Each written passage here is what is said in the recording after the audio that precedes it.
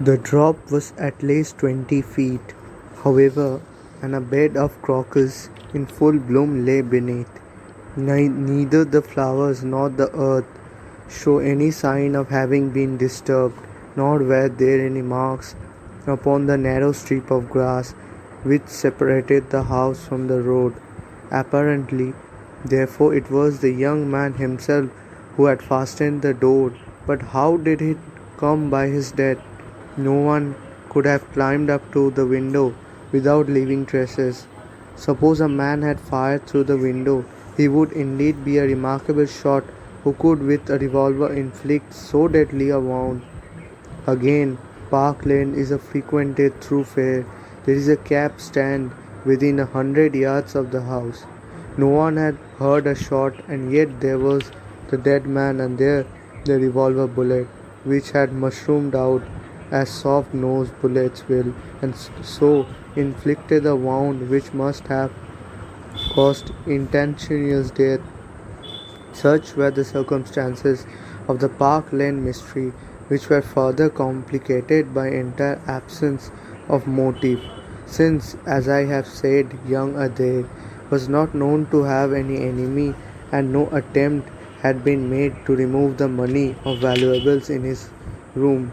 All day I turned these facts over in my mind, endeavoring to hit upon some theory which could reconcile them all, and to find that line of least resistance which my poor friend had declared to be the starting point of every investigation. I confess that I had made little progress. In the evening, I strolled across the park and found myself about 6 o'clock at the Oxford Street end of Park Lane, a group of loafers upon the pavement, all starting up at a particular window, directed me to the house which I had come to see. A tall, thin man with colored glasses, whom I strongly suspected of being a plain-clothes detective, was pointing out some theory of his own, while the others crowded round to listen to what he said. I got as near him as I could, but his observations seemed to me to be absurd, so I withdrew again in some disgust. As I did not, I struck against an elderly deformed man who had been behind me, and I knocked down several books which he was carrying. I remember that I picked them up. I observed the title of one of them, The Origin of Tree Worship, and it struck me that the fellow must be some poor bibliophile who, either as a trade or as a hobby, was a collector of obscure volumes. I endeavored to apologize for the incident, but it was evident that these books, which I had so unfortunately maltreated, were very precious objects in the eyes of their owner.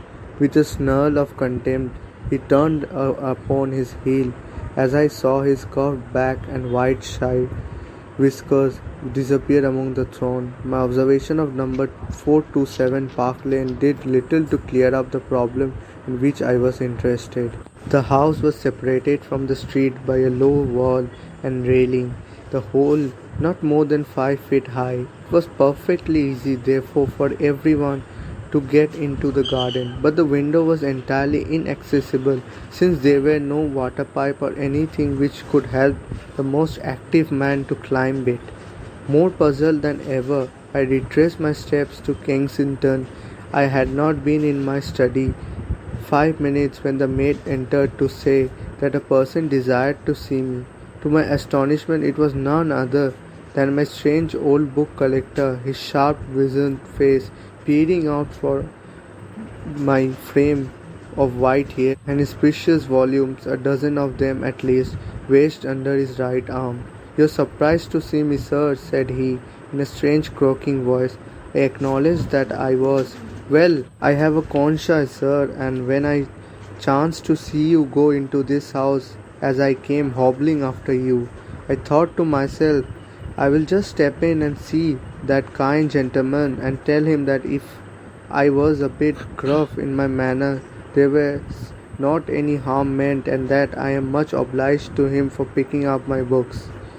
"You make too much of a trifle," said I. "May I ask how you knew who I was?" "Well, sir, it if it isn't too great a liberty, I am a neighbor of yours for you will find my little bookshop at the corner of Church Street and very happy to see you. I am sure maybe you collect yourself. To be continued.